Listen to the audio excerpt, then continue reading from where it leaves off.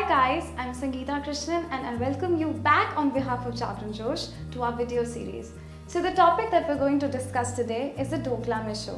So as we are all aware, the armies of India and China have been involved in a border standoff in the region of Doklam. So basically it all started in June 2017 when the Chinese troops entered the region with construction vehicles and road building material with the intention of building a road that can sustain heavy vehicles. India retaliated to this move by sending its troops to stop the construction. So basically, before we go into the current scenario, let us really understand that why is this region so important to both India and China. So Doklam is actually located at the tri-junction of India, China and Bhutan. So while India does not lay any claim to it, both China and Bhutan consider it to be a part of their territory. According to China, Doklam is located in the Zinges area of Tibet bordering Sikkim. In fact, China also released a map recently that shows the area as a part of it. Strategically speaking, for India, this region is very important as it lies very close to Siliguri corridor. The corridor is often known as the chicken neck as it is the lifeline of India and the only connection of India with the northeast. So China's presence in the region would prove to be a threat for India as it would bring China within the striking distance of the corridor. China backs its claim to the region by referring to the 1890 Convention of Calcutta. The Convention of Calcutta was signed between the Great Britain and China. It sought to create a boundary line between Tibet and Sikkim.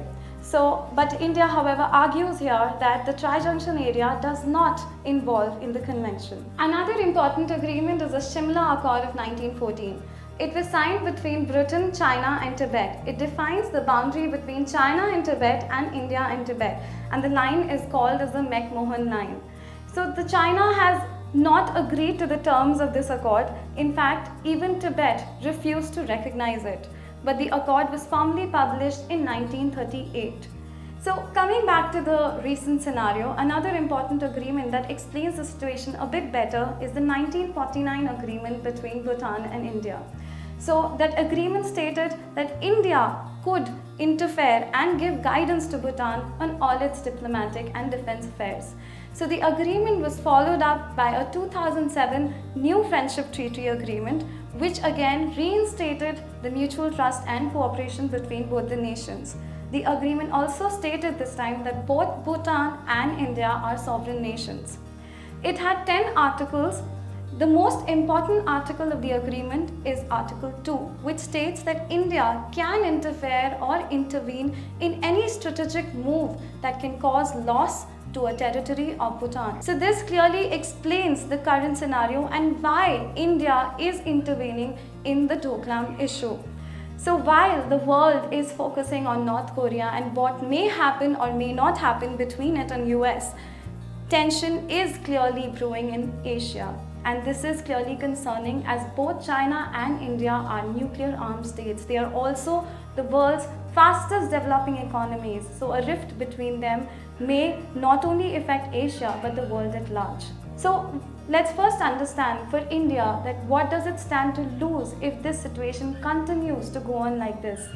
Firstly, most of India's investments come from China. So if the situation continues to worsen, it may discourage the Chinese investors and it may impact the economy of India.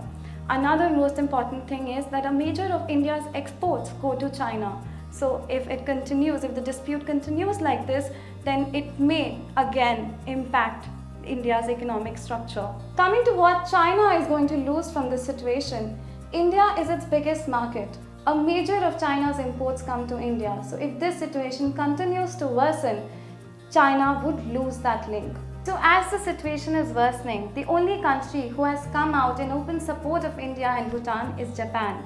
The US has also tried to resolve the situation by encouraging both China and India to hold high-level talks. So what may happen or what will happen, that only time will tell. But the suggested way forward is both the countries to hold talks at the highest level without any further delay. With this, I conclude my topic for today. Keep watching our videos for detailed information on raging topics and log on to jagranjosh.com to read more on current affairs. Thank you so much.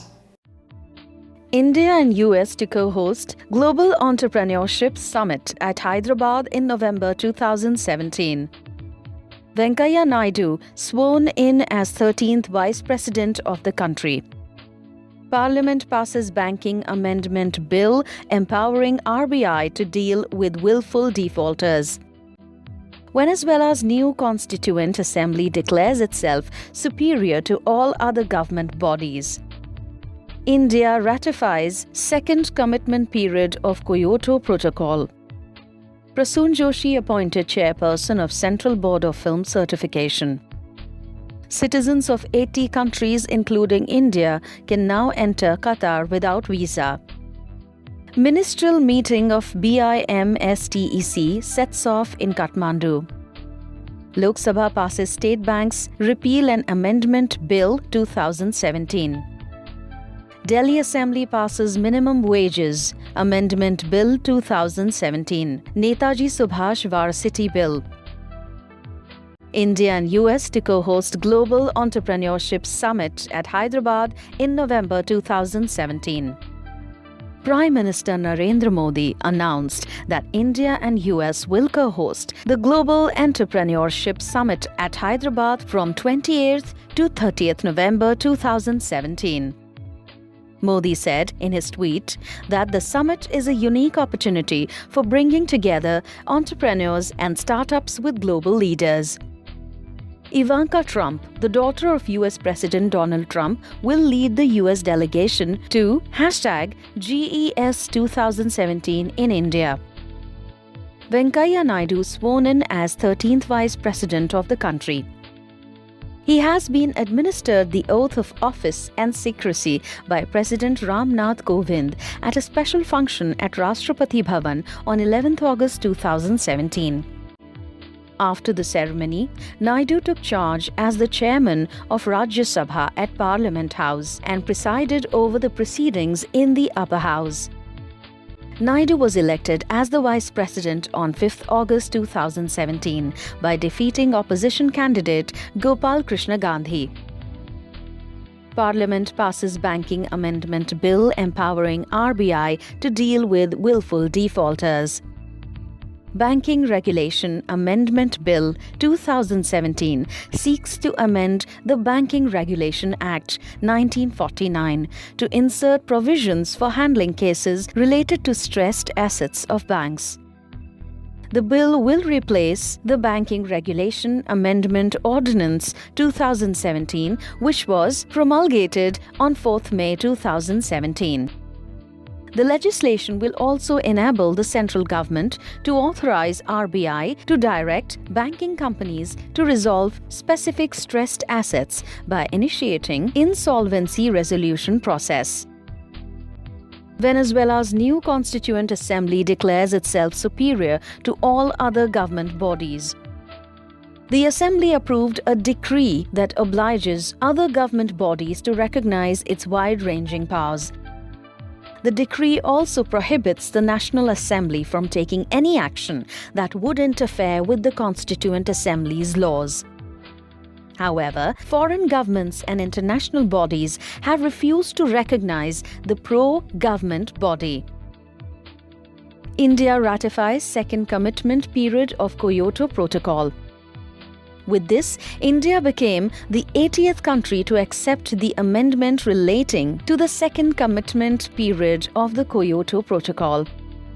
Kyoto Protocol is an international treaty which extends the 1992 United Nations Framework Convention on Climate Change. Kyoto Protocol was adopted in Kyoto, Japan on 11th December 1997. Prasoon Joshi appointed Chairperson of Central Board of Film Certification. Prasoon Joshi is appointed as Chairperson of the CBFC for a period of 3 years. With this appointment, Joshi has replaced former Chairman Prahlad Nehlani. The government has also reconstituted the existing CBFC with immediate effect for a period of 3 years or until further orders. Citizens of 80 countries, including India, can now enter Qatar without visa. The Qatari government announced that citizens belonging to 80 countries, including India, Canada, US and UK, can now enter Qatar without the need of applying for a visa. The visitors from the select countries would be issued a multi-entry waiver completely free of charge at the point of entry upon presentation of a valid passport having a minimum validity of 6 months and a confirmed onward or return ticket. The move aims to encourage more people to travel to Qatar and discover its renowned hospitality, cultural heritage, and natural treasures. Ministerial meeting of BIMSTEC sets off in Kathmandu. The 15th Bay of Bengal Initiative for Multi-Sectorial Technical and Economic Cooperation BIMSTEC ministerial meeting was held in Kathmandu, Nepal. The two-day meet was inaugurated by Nepal's Prime Minister Sher Bahadur Deuba and chaired by Deputy Prime Minister and Minister for Foreign Affairs Krishna Bahadur Mahara. The main agenda of the meeting was to finalize a free trade agreement among the BIMSTEC members, including negotiations on market access for professionals and reducing the duty on trading goods. Lok Sabha passes State Banks Repeal and Amendment Bill 2017. The bill seeks to repeal State Bank of India Act 1959 and State Bank of Hyderabad Act 1956. It also seeks to amend State Bank of India Act 1955 to remove references of subsidiary banks. The bill was framed following the merger of 5 associates with the parent SBI. Delhi Assembly passes Minimum Wages Amendment Bill 2017, Netaji Subhash Varsity Bill. Minimum Wages Amendment Bill 2017 aims to hike minimum wages of workers in Delhi. NSIT Bill 2017 aims to give the Netaji Subhash Institute of Technology the status of a university. NSIT Bill carries an additional change regarding the appointing authority in the university.